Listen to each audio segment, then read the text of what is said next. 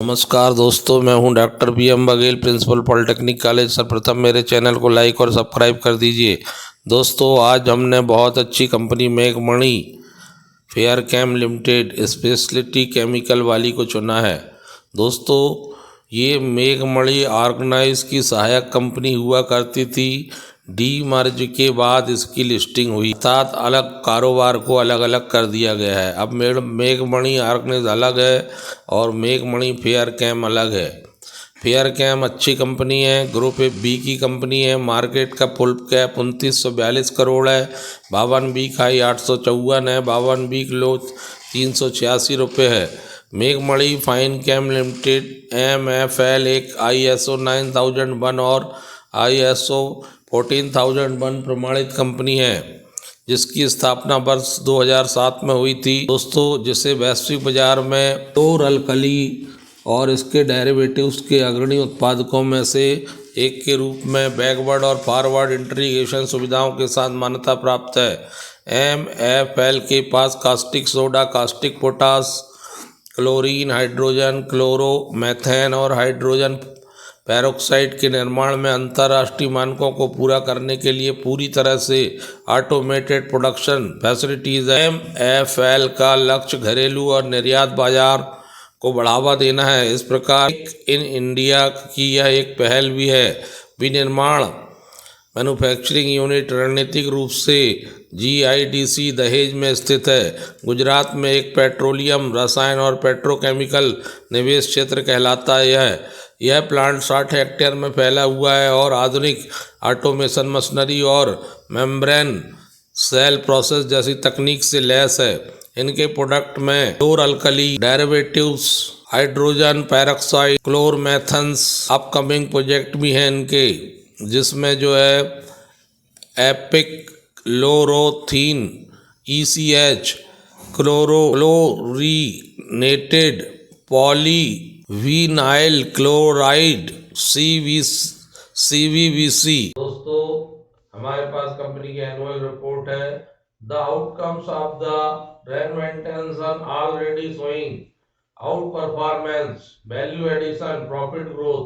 831 करोड़ का इसका रेवेन्यू है, जनरेटेड हुआ है फाइनेंशियल ईयर 2020-21 में, और इसमें वैल्यू एडिशन हुआ है, revenue generated, value added derivative product से 223 करोड़ है, और प्रॉफिट ग्रोथ है 443 करोड़ की। MFL की ग्रॉस प्रॉफिट 2020-21 का, MFL year two year revenue growth 20-21 में 36% बढ़ी है, जबकि वैल्यू एडिशन इसका जो है ग्रोथ का year two year derivative product से 157 करोड़ का हुआ है। MFL year two year growth in gross profit में 32% की वृद्धि हुई है।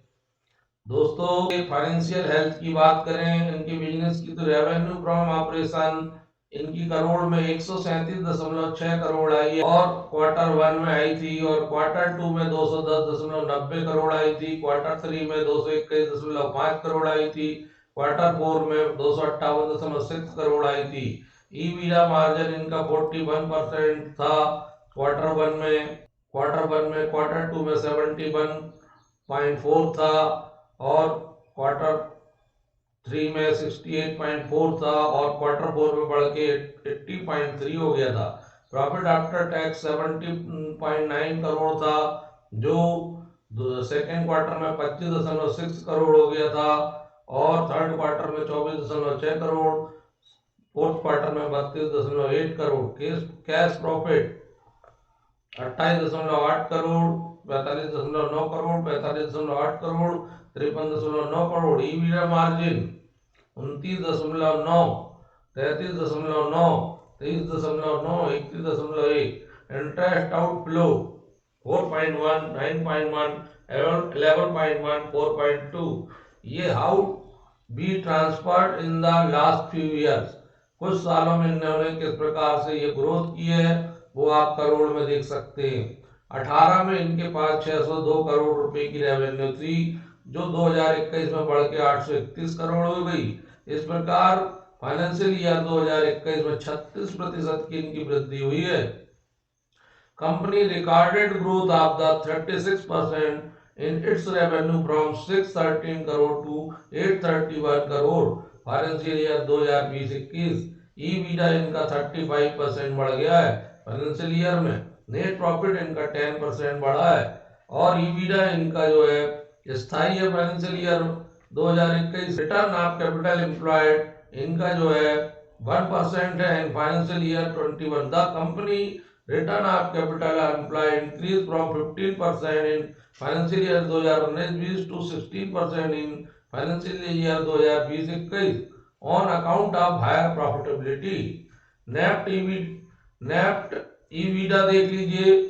The company debt EBITDA ratio improved from 2.7 into financial year 2019-20 to 2.1 in financial year 2020-21 on account of improvement in earning. Net worth देख लीजिए 17% in financial 2021। Company net worth increase by more than 100 crore in financial 2021। तो company में काफी strong company प्रतीत होती है। Fair की स्थिति में लॉन्ग टर्म प्रॉस्पेक्ट अगर हो। इसके चार्ट की बात करें तो अभी हाल ही में 1 महीने पहले तो ये लिस्ट हुई है। 1 महीने पहले लिस्टिंग इसकी हुई है 18 तारीख को, 18 अगस्त को। यहाँ से ये शेयर जो है सीधे भागा 100% बढ़ गया था। 15 सितंबर तक 100% बढ़ के 814 और इसके बाद जो है इसमें गिरावट आई फिर और यहाँ से करेक्ट हुआ है 12.96%। तो अगर हम ये मान के चले कि अगर ये अपने पुराने पहले हाई को क्रॉस कर लेता है 814 को तो ये बहुत अच्छा रिटर्न दे। इसमें आपको नजर रखना चाहिए क्योंकि ये डीमर्ज होकर अच्छी कंपनी बनी है मेघमणि ऑर्गेनाइजेशन। इसका कंसोलिडेटेड रिजल्ट 30 जून 2021 को रेवेन्यू फ्रॉम ऑपरेशन 290 करोड़ थी जो कि 31 मार्च को 255 करोड़ 258 करोड़ थी जो और 31 सॉरी इसमें और एनुअल जो है आधार पर थी 828 करोड़ 31 मार्च 2021। तो यदि प्रॉफिट बिफोर टैक्स की बात करें तो यहाँ पर 30 जून 2020 को 58 करोड़ आया था 58.98 जो कि 31 मार्च को 54.92 करोड़ था।